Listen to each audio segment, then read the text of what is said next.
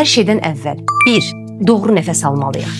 Doğru nəfəs almaq diafraqma nəfəsidir. Yəni, əgər siz nəfəs alanda qarnınızın şişdiyini müşahidə edirsinizsə, təbrik edirəm. Deməli, diafraqmadan nəfəs almağı bacarırsınız. Yox, sinə qabarır, çiyinlər qalxırsa, deməli, ağciyərlərin yalnız 3-dən 1 hissəsindən yararlanırsınız. Bu özlüyündə çox ciddi xəstəliklərə gətirib çıxarır. Boğazımızda udlaq və qırtlaq var. Qırtlağın içində səs telləri yerləşir. İstəyirsiniz burundan, istəyirsiniz ağızdan nəfəs alın. Bütün hallarda həmin oksigen qırtlaqdan keçərək sizin ağciyərlərinizə çatacaq.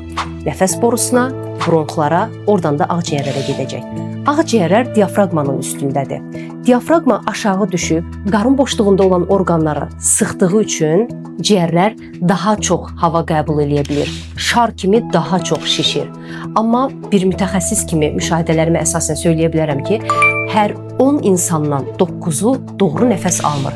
Bunun haqqında ciddi araşdırmalar eləyin. Baxın, görün sizin davamlı olaraq xroniki yorğunluğunuzun səbəbi nədir? Əksər hallarda düzgün nəfəs almamaq, baş ağrıları, özündən tez çıxmaq, depressiv vəziyyətlər və s.